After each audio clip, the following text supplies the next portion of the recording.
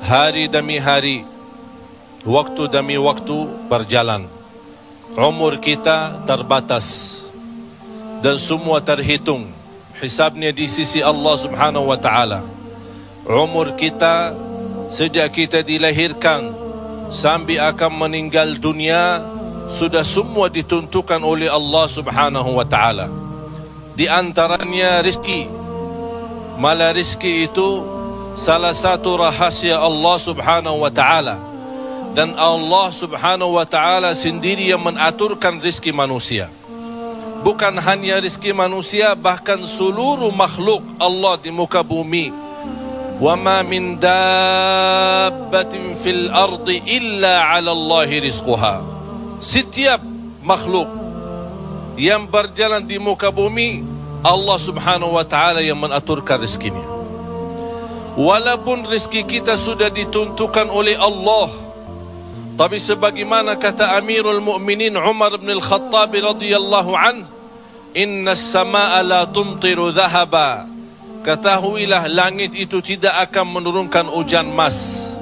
Walaupun rezeki kita sudah ditentukan dan ditakdirkan oleh Allah Subhanahu wa ta'ala, tetap kita punya kewajiban untuk berusaha. Allah Subhanahu wa ta'ala menerangkan banyak di dalam Al-Quran, فَإِذَا قُضِيَتِ الصَّلَاةِ فَانْتَشِرُوا. Bergeraklah, berjalanlah, berikhtiarlah, berusahalah. فَانْتَشِرُوا فِي الْأَرْضِ وَابْتَغُوا مِنْ فَضْلِ اللَّهِ. Carilah karunia Allah, anugerah Allah, rizki Allah. Orang mukmin yang percaya kepada Allah dan senantiasa dia berikhtiar dan berusaha, tetap memiliki keyakinan, menggantungkan hatinya kepada Allah Subhanahu wa ta'ala. Itu yang namanya tawakkal qalbu. Bukan hanya tawakkal usaha, bukan hanya kita percaya kepada kemampuan diri kita atau kita percaya kepada kecerdasan kita, tapi tetap kita senantiasa memohon pertolongan Allah Subhanahu wa ta'ala.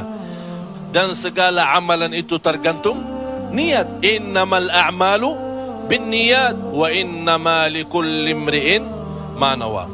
Kita punya amal, tapi sebelum kita beramal, sebelum kita berusaha, sebelum kita berikhtiar, tolong Bapak Ibu jangan lupa nawaitu.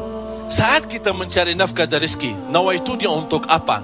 Jadikan rezeki itu adalah jembatan yang membawa kita mendapatkan ridha Allah, jembatan membawa kita masuk surga Allah.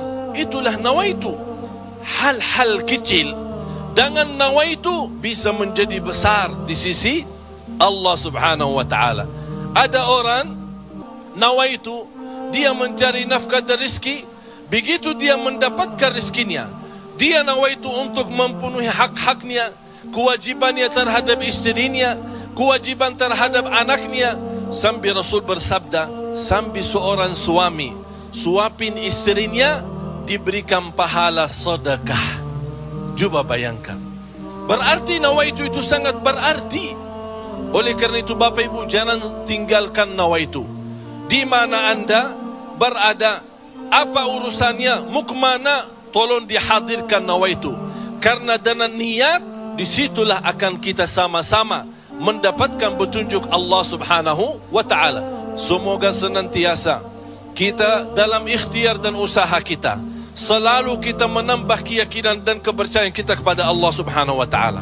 Hari ini kita berusaha berikhtiar menghadapi sedikit kesulitan dan kesusahan. Jangan kita berkata, kenapa Allah tidak melancarkan rizki dan usaha saya? Tapi harus bertanya kepada diri kita, apa salah saya? Apa kekurangan saya? Barangkali kalau kita muhasabah diri, oh ternyata hari ini saya merasa susah rizki karena ketiduran salat subuh tadi.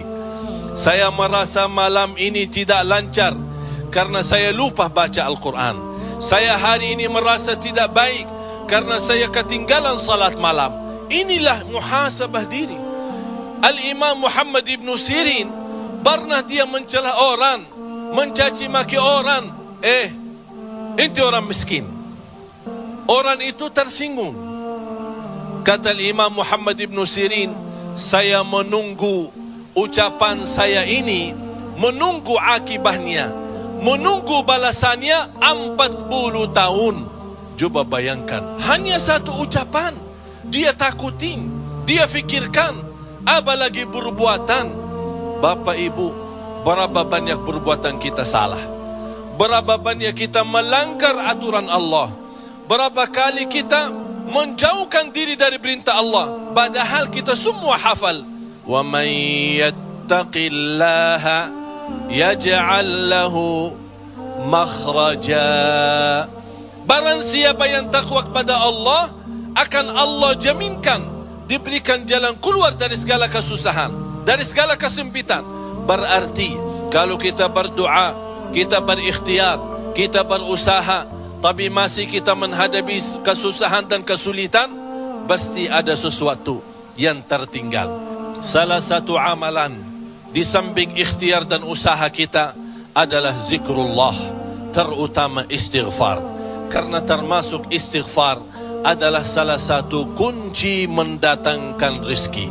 Sebaik istighfar itu sepanjang waktu, pagi, siang, sore, malam. Naik motor, jalan kaki, naik bis, mau kemana-mana, tidak keberatan kita membasahi lidah dengan istighfar. Malah ada seorang sahabat Rasulullah sallallahu alaihi wasallam, "Ya Rasulullah, berikan kepada aku amalan yang menjaminkan aku masuk surga." Rasul menjawab, "La yazalu lisanuka ratban min dzikrillah." Basahi lidahmu dengan zikir kepada Allah. Kunci rizki Bapak Ibu adalah zikrullah. Kunci rizki zikrullah, di antaranya istighfar. Allah Subhanahu wa ta'ala menjaminkan dalam Al-Quran di surat Nuh, "Faqultu astaghfiru rabbakum innahu kana ghaffara." Apa manfaatnya istighfar? Yursilis samaa alaikum midrara wa yumdidukum bi amwalin wa banin wa yaj'al lakum jannatin wa yaj'al lakum anhara. Dengan istighfar terjamin keturunan. Dengan istighfar kemudahan rezeki. Dengan istighfar kelancaran usaha. Dengan istighfar kesembuhan dari penyakit. Dengan istighfar banyak kemudahan dan kemuliaan yang kita dapat. Kalau memang ingin ditambah rezeki kita, kalau belum sempat haji, kita ingin berhaji. Kalau kita sudah haji, ingin Allah menambah kita bisa haji lagi. La in syakartum lazi. Jadilah hamba yang bersyukur, karena nikmat Allah memang Bapak Ibu tidak bisa terhitung. Nikmat Allah begitu banyak di setiap waktu dan setiap saat, lahir dan batin. Wa in ta'uddu ni'matallahi la tuhsuha. Oleh karena itu, jangan anda menjadi orang-orang yang mengkufri nikmat, tapi jadilah senantiasa mensyukuri nikmat. InsyaAllah dengan syukuri nikmat dan sabar menghadapi ujian dan cobaan, kita bisa menjadi hamba yang diridai Allah. Kalau Allah sudah ridha kepada kita, InsyaAllah segala amal ibadah kita akan diterima, dan segala usaha dan ikhtiar kita akan dipermudahkan oleh Allah Subhanahu wa ta'ala. Bapak Ibu, yang terakhir, tidak boleh kita lupa doa. Rasul kita sallallahu alaihi wasallam selalu berdoa kepada Allah Subhanahu wa ta'ala. Padahal dia Rasul, terjamin pertolongan Allah.